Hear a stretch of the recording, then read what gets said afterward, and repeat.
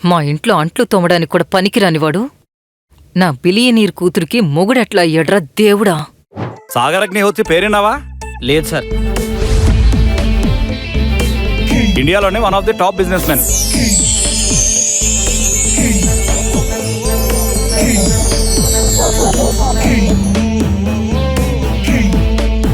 పైగా ఓసిడి ఉన్నాడు. ఆయన క్లీన్ గా లేకపోతే ఒక్క నిమిషం కూడా ఉండడు. అదే జరిగితే మన హోటల్ మూసేసుకోవాల్సిందే. సార్, సాగర్ సార్ వచ్చారు. నువ్వు జరుగు.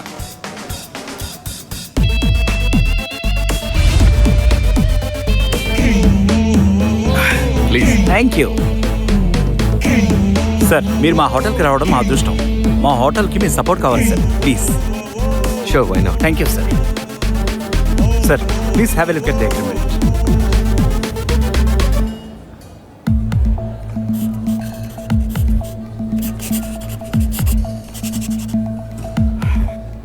మేనేజర్కి నేను చెప్పాను చెప్పు. For sure sir. It's okay. ఒరేయ్, నిన్ను వదిలిపెట్టనురా. ఏయ్ లే, పోజులు కొడతావా? పోజులు. ఏయ్ లే. ఈ రోజులకు దొరికావా? లే. పని మానేసి ఏదో పెద్ద బిజినెస్ మ్యాన్ అయినట్టు పగటి కళ్ళలు కంటున్నావా?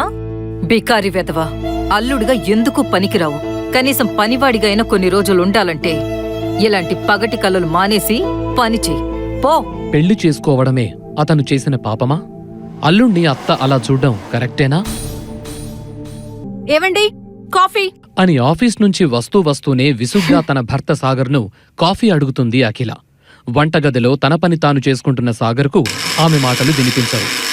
ఏవండి, ఎక్కడున్నారు? కాఫీ కావాలి. దీంతో మరోసారి కాఫీ అని ఇంకాస్త గట్టిగా అడుగుతుంది. ఏవండి, నాకు కాఫీ కావాలి. కూతురు మాట విని రూంలో నుంచి బయటకొచ్చిన శైలజారెడ్డి అల్లుడిపై అంతెత్తున లేస్తుంది. అంత గట్టిగా అమ్మాయి పిలుస్తుంటే వినిపించట్లేదా? చెవుడా, వంటగదిలో మా కోసం ఏదో తెగ కష్టపడుతున్నట్టు బిల్డప్ ఇస్తున్నావు. త్వరగా కాఫీ కలుపుకొని తీసుకుని వెళ్ళు అని సాగర్ను కసురుతుంది. వస్తున్నాను అత్తయ్య, అదే పనిలో ఉన్నాను.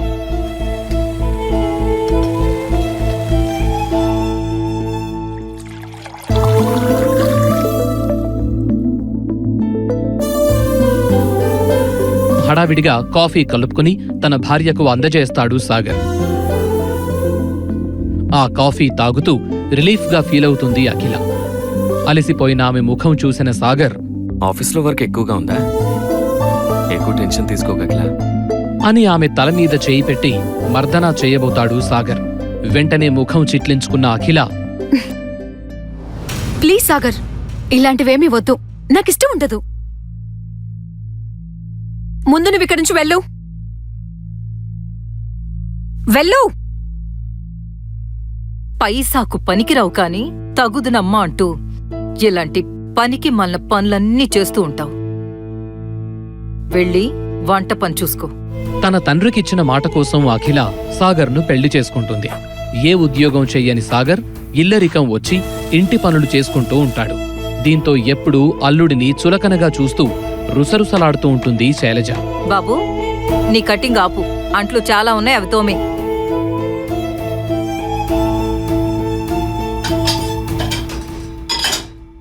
ఎప్పుడు అదే పని చేస్తూ ఉంటావా?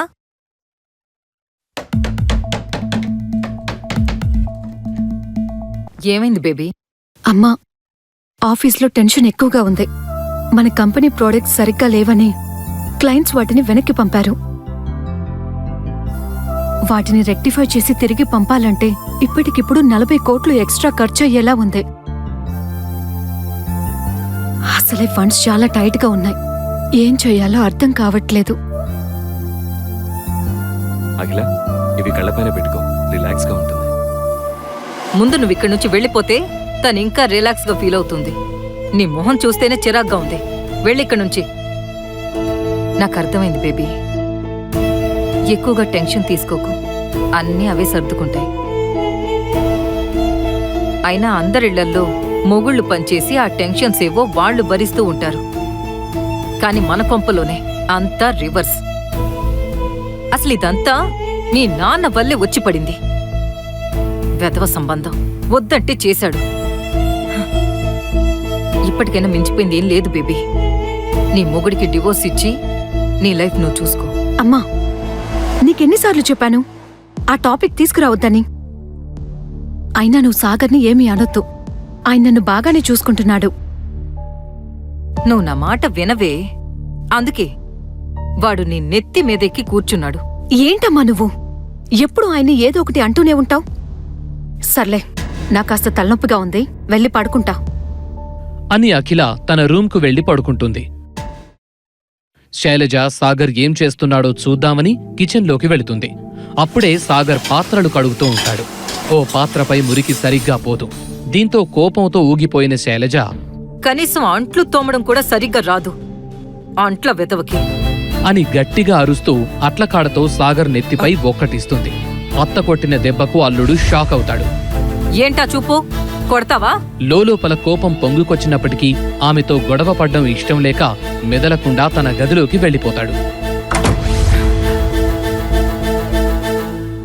మరుసటి రోజు ఉదయం అఖిల ఎప్పటిలాగే రెడీ అయి ఆఫీస్కు బయలుదేరుతుంది.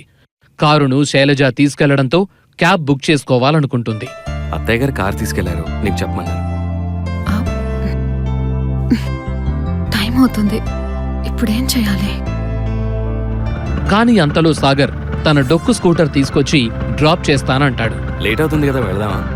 ఎప్పుడూ లేనిది ఇలా తన భర్త తనను డ్రాప్ చేస్తాను అనడంతో మొహమాటంగానే ఆమె అతని బైక్ ఎక్కుతుంది. ఇద్దరు అలా బైక్పై వెళుతూ ఉంటారు. అఖిల, నువ్వు టెన్షన్గా ఉన్నావని అర్థమవుతుంది. ఏమైనా ప్రాబ్లం ఉంటే నాతో చెప్పు, నేను సాల్వ్ చేస్తాను.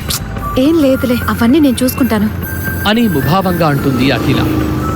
ఇద్దరూ ఆఫీస్కు చేరుకుంటారు. సరిగ్గా అదే సమయంలో ఓ కాస్ట్లీ BMW కార్ అక్కడికొచ్చి ఆగుతుంది. అందులో నుంచి దిగిన వ్యక్తి అఖిలను నవ్వుతూ పలకరిస్తాడు. హలో అఖిల గారు. అతన్ని చూసిన ఆమె కూడా చిరునవ్వులు చిందిస్తుంది. Hello mister Rana Malhotra, thanks for coming. నా కంపెనీలో ఇన్వెస్ట్ చేయడానికి ఒప్పుకున్నందుకు మీకు చాలా థ్యాంక్స్. ఇట్స్ ఓకే, పర్లేదండి. అఖిల సొల్యూషన్తో కలిసి పనిచేయడం నా ప్లెజర్గా భావిస్తున్నాను. అన్నట్టు మీకోసం ఈ గిఫ్ట్ తీసుకొచ్చాను అని గిఫ్ట్ బాక్స్ను అఖిల చేతికిస్తాడు రాణా. ఓపెన్ చేసి చూడగా అందులో తళుక్కుమంటూ మెరుస్తున్న డైమండ్ నెక్లెస్ ఉంటుంది. ఆ గిఫ్ట్ ఇస్తూ అఖిలను తాకడానికి ప్రయత్నించడం, పదే పదే అఖిలను పొగడ్డం చూసిన సాగర్కు చిర్రెత్తుకొస్తుంది.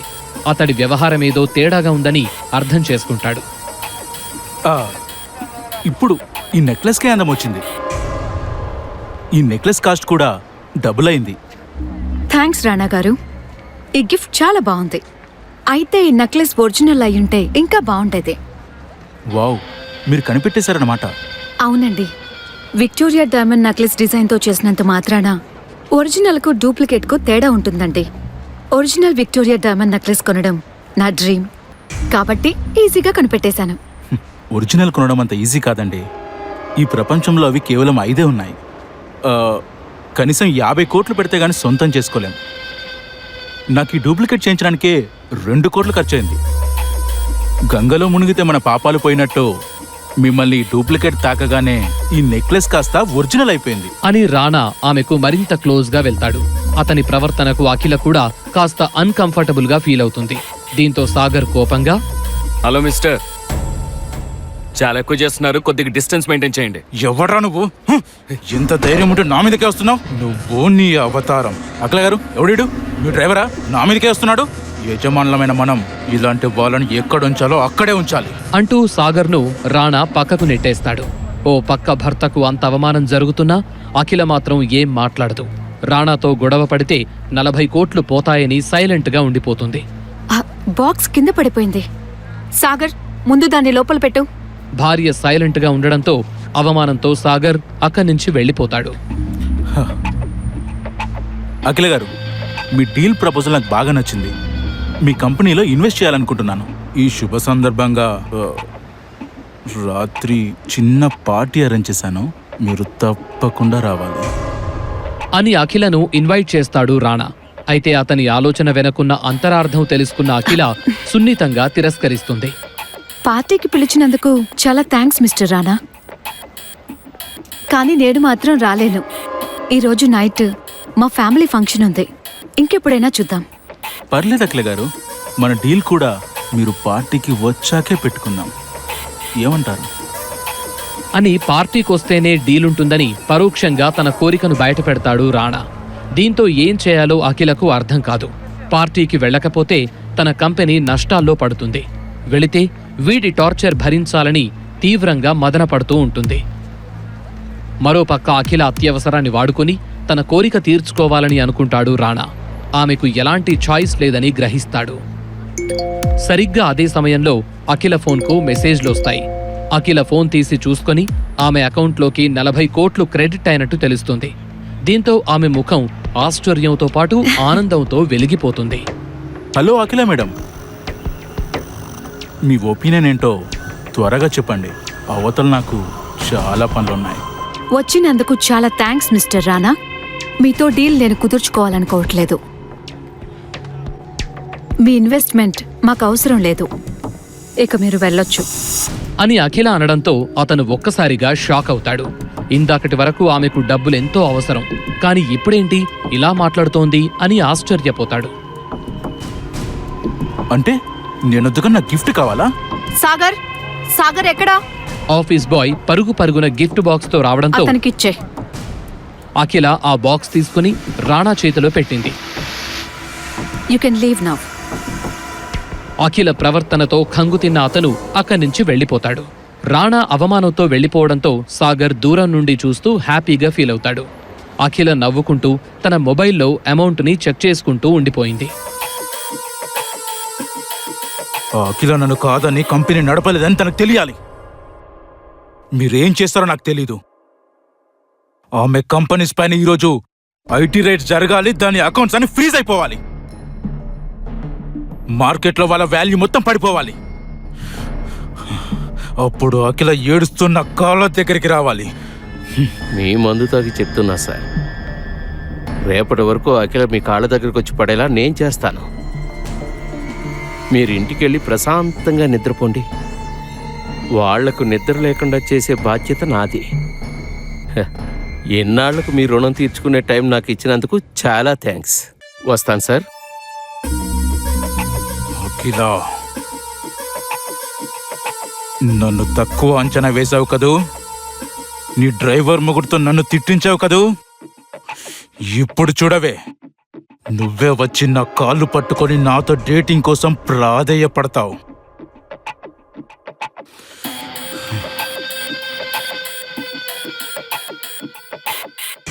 అఖిల తన ఫోన్లో తన అకౌంట్లో 40 కోట్లు ఉండడం చూసి ఒక పక్క సంతోషంగా ఉన్నప్పటికీ అసలు ఎవరు పంపించారా అని ఆలోచిస్తూ ఇంటికొస్తుంది. అమ్మా, నీకు విషయం తెలుసా? ఈరోజు నేను చాలా సంతోషంగా ఉన్నాను. ఎందుకమ్మా అంత సంతోషం? ఏమైంది? నీకు తెలుసు కదమ్మా, మన కంపెనీ నష్టాల్లో ఉందని. ఇప్పుడు ఆ ప్రాబ్లం సాల్వ్ అయినట్టే. నిజంగానా? ఎంత మంచి న్యూస్ చెప్పావు. ఆ దేవుడి దయ వల్ల పెద్ద గండం నుంచి గట్టెక్కాం.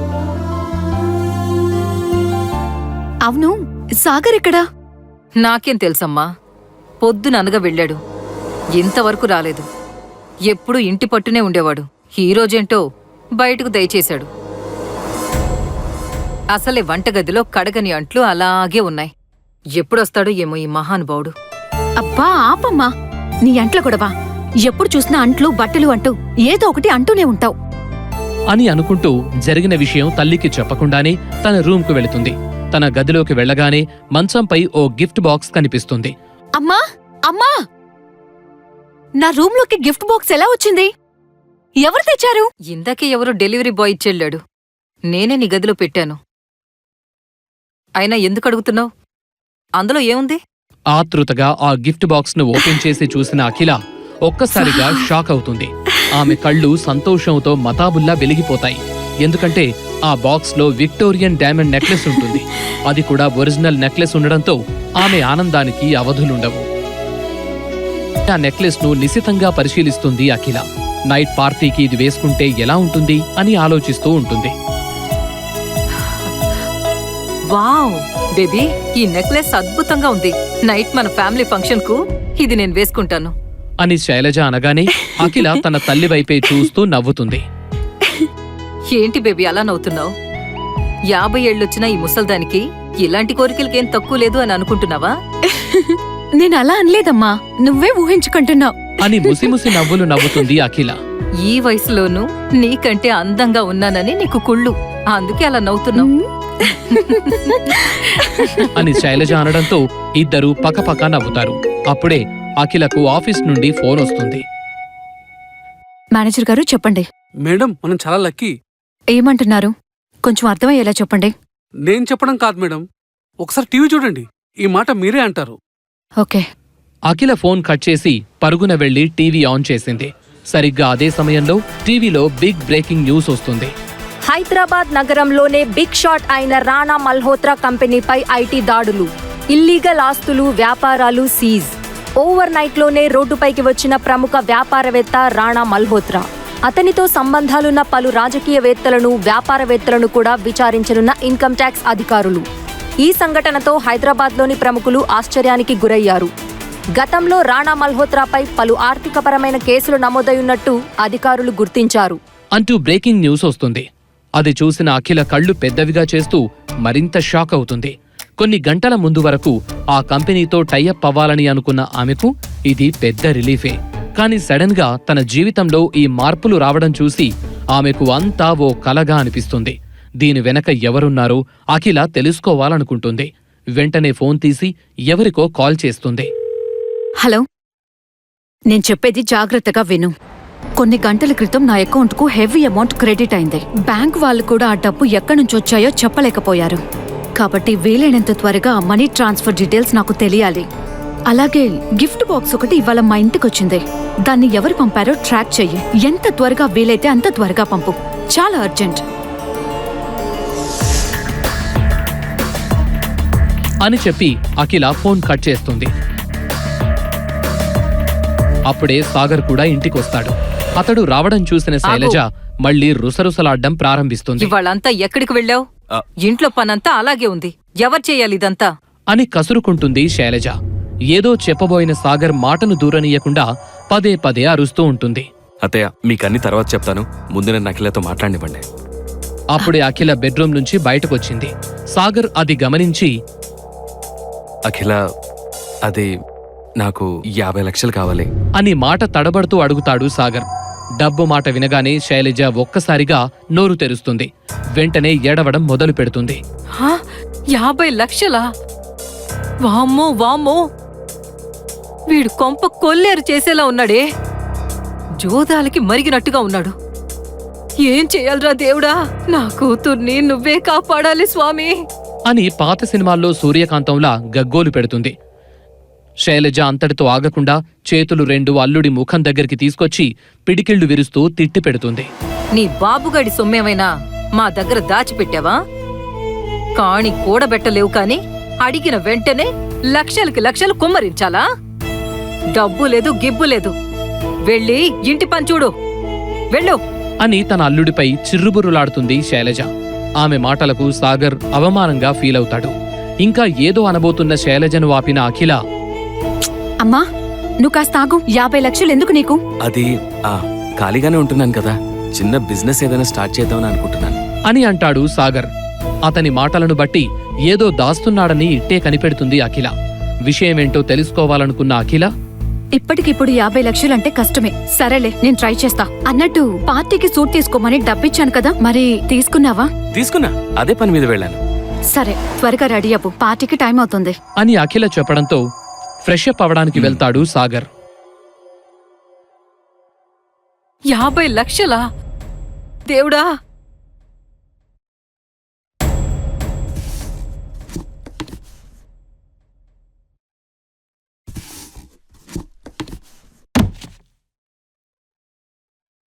ఒరేయ్ ఆగో,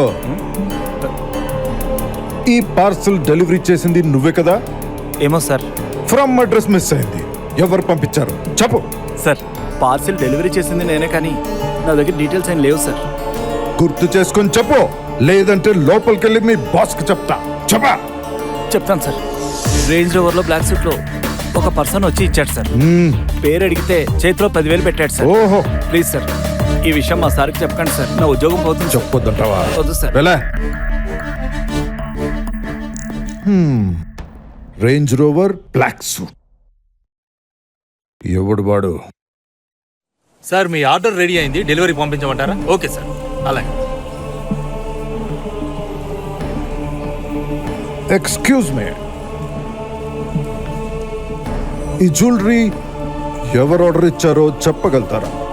తెలీదండి, నాకు తెలీదు. మీకు తెలుసు ఈ డిజైన్ మీ స్టోర్లోనే దొరుకుతుంది. లేదు సార్, ఛాన్సే లేదు. చెప్పండి, చెప్పకపోతే ఇబ్బందులు పడతారు, గుర్తు తెచ్చుకోండి. ఓకే సార్, నేను చెప్తాను. రే చిన్న, ఈ అకౌంట్లో డబ్బులు ఎక్కడి నుంచి వచ్చినాయి నాకు తెలియాలిరా. కొంచెం టైం పడుతుంది. టైమా? అదే లేదు కదా చిన్న, నీ టాలెంట్ ఉపయోగించి కష్టం సార్. అర్జెంట్. కమాన్. ఓకే. శబ్బాష్. అనంతరం ముగ్గురు కారులో పార్టీకి బయలుదేరుతారు. ఓ పెద్ద 5 స్టార్ హోటల్ ముందు కారు వచ్చి ఆగుతుంది.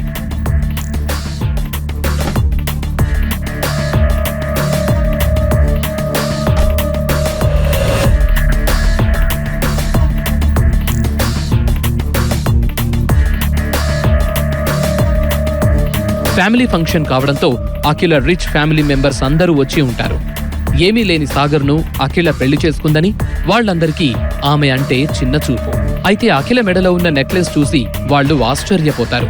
50 కోట్ల విలువ చేసే ఆ నెక్లెస్ ను ఇంతవరకు వాళ్లు చూసిందే లేదు. అలాంటిది అఖిల ధరించడం చూసి ఫేక్ నెక్లెస్ వేసుకుందని ఎగతాళిగా మాట్లాడతారు. అయితే దాని అసలు వాల్యూ ఏంటో ఆమె ఒక్కదానికే తెలుసు.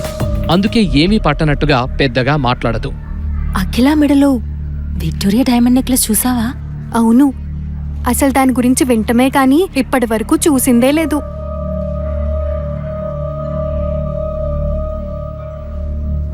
మనమే చూడలేదంటే తను ఎలా కొనగలిగిందే?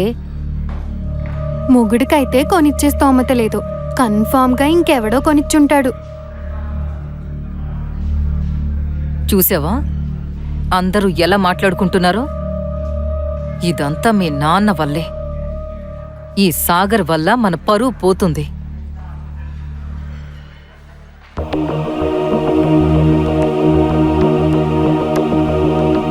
ఏంటమ్మా ఎప్పుడు ఇదే ఏడుపా నీకు? కనీసం పార్టీలో కూడా ప్రశాంతంగా ఉండనివ్వవా? ఈ బికారి గడి వల్ల ప్రశాంతత కూడానా? వీణ్ణి పర్మనెంట్ గా ఎలా వదిలించుకోవాలో నేను చూసుకుంటాను. సాగర్నైతే కనీసం పలకరించడానికి కూడా ఇష్టపడరు. దీంతో ఓ మూలన ఒంటరిగా కూర్చుని డ్రింక్ తాగుతూ ఉంటాడు సాగర్. సాగర్ను క్యాటరింగ్ వాడు చూసుకోకుండా పక్కకు జరగమనటం, సాగర్ చేతిలో డ్రింక్ సూట్ మీద పడ్డం జరిగిపోయాయి.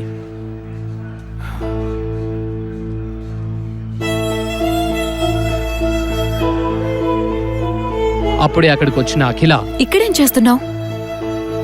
ఏంటిది? అంత ఖర్చు పెట్టి సూట్ కొనిస్తే కనీసం దాన్ని మెయింటైన్ చేయడం కూడా రావట్లేదా? నా తప్పేం లేదు అఖిల. ఇంకేం చెప్పకు. పార్టీ అయ్యే వరకు కొంచెం డీసెంట్ గా బిహేవ్ చేయి. సరిగ్గా అప్పుడే ఆ హోటల్ ఓనర్ కేదార్ సాగర్ను చూస్తాడు. అతన్ని చూసిన కేదార్ ఒక్కసారిగా ఆశ్చర్యపోతాడు.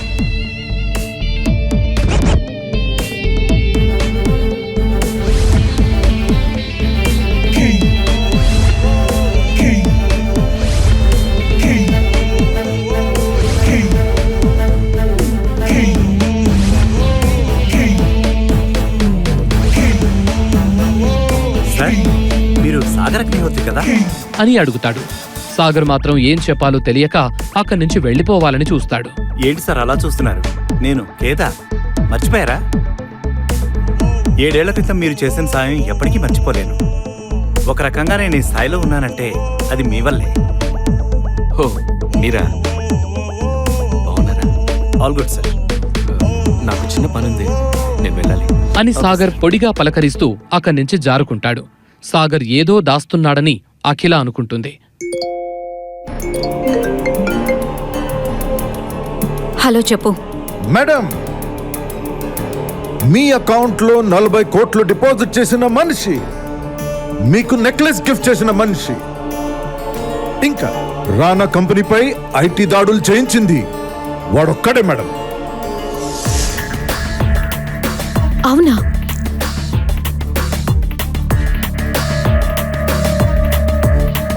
I've got proof.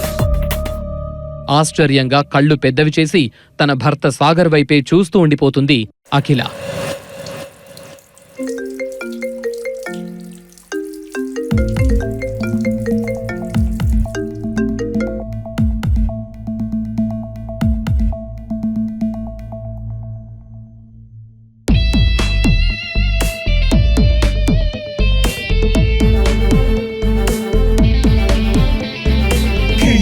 మరి నిజంగా సాగర్ అఖిల దగ్గర ఏమైనా దాస్తున్నాడా? సాగర్ అంత రిచ్ అయితే ఏ పని చేయకుండా ఇంట్లోనే ఎందుకుంటున్నాడు? కేదార్ను చూసి సాగర్ ఎందుకు వెళ్లిపోయాడు? శైలజ ఎన్ని అవమానాలు చేస్తున్నా ఎందుకు భరిస్తున్నాడు? అఖిలకు డబ్బు గిఫ్ట్ పంపిన సాగర్ ఎందుకు చెప్పట్లేదు? రాణా మల్హోత్రా రోడ్డున పడటంలో సాగర్ హస్తమేమైనా ఉందా? అసలు అఖిలను సాగర్ ఎందుకు డబ్బులు అడుగుతాడు? ఈ ప్రశ్నలకు సమాధానాలు తెలుసుకోవాలంటే నెక్స్ట్ ఎపిసోడ్ వినాల్సిందే. క్రింద ఇచ్చిన లింక్ ని క్లిక్ చేసి పాకెట్ ఎఫ్ఎం యాప్ ని ఇన్స్టాల్ చేసుకోండి. Stay tune to pocket FM.